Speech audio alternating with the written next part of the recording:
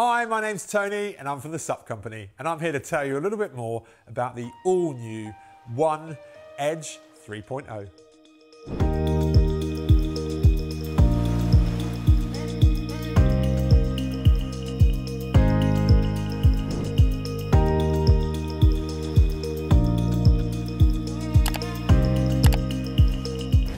So here it is, the One Edge 3.0. And to say this board's caused quite a stir is, well, an understatement, really.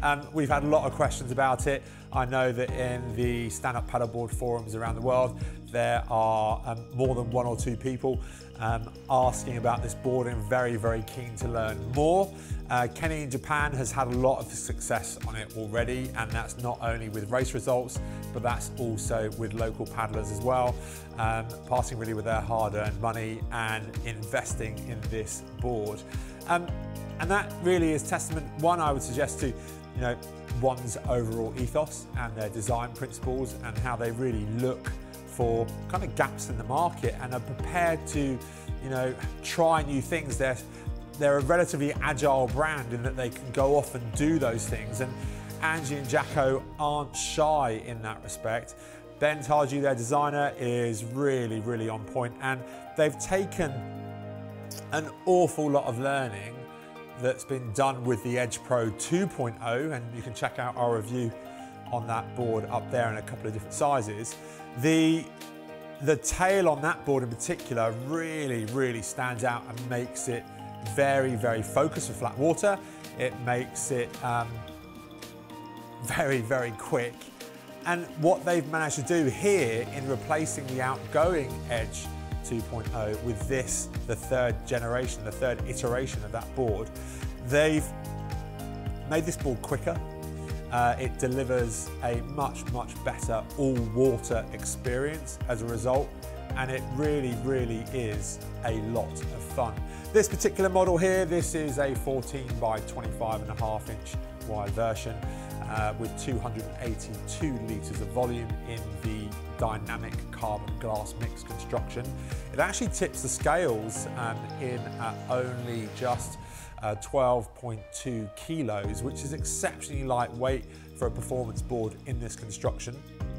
There is talk of a hollow version coming a little bit further down the line, but they are a moulded board, so they require quite a bit of investment and they don't necessarily happen overnight. But this board, well look, let's do what we always do in all of our videos, run you down from the nose down to the tail. And it's the nose really that's quite striking in this. At first glance, it does look a lot like the Edge Pro 2.0, but it lacks the volume that board has. It's still very knife-like in its finish, but with less volume, it's more responsive. It wants to turn much easier as a result, and there's less. It's less affected by side winds and so on as well. But very, very early on the underside of the board, you end up with a subtle single concave that then goes on to become very, very pronounced. And we'll run through that in just a moment. But the finish, as we've come to expect with all One paddle boards, is really, really exceptional. As with all the One paddle boards that we've listed, they come in this baby blue, sky blue and silver combination. There will be a red and silver option coming as well. But that runs all the way back down to this really nice matte finish. Again, the quality of the board is great.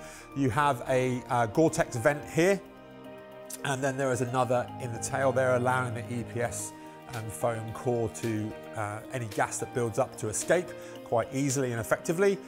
The standing area though is relatively flat, slight recess, little bit dug out, but on the whole, compared to the Edge Pro 2.0, it is very, very raised. That board is exceptionally deep to reduce your centre of gravity much more so, but it's deep enough that it provides a lot of security when underfoot. And the thing I really, really like about it is it's got two very effective drain holes, slight raise in the centre here in this forward section, so the standing area is always going to drain, and that's really nice underfoot. The same comfortable deck pad that we've come to expect from One now, and then that flows all the way back down the board. Very subtle increase up to the rear kick pad, and that is just giving you that sense of security all the way back down. The width actually carries relatively wide towards the tail, before rounding out, and well, you'll see on the underside when I roll the board over. But overall, the rails are very square and it provides a lot of stability when tracking in a straight line or at rest.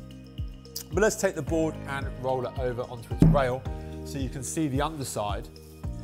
And it's there really that you can see this very flat section, but it's relatively small than what we've seen previously. It's generating just enough lift, but it's all about stability because this primarily is an all-water board.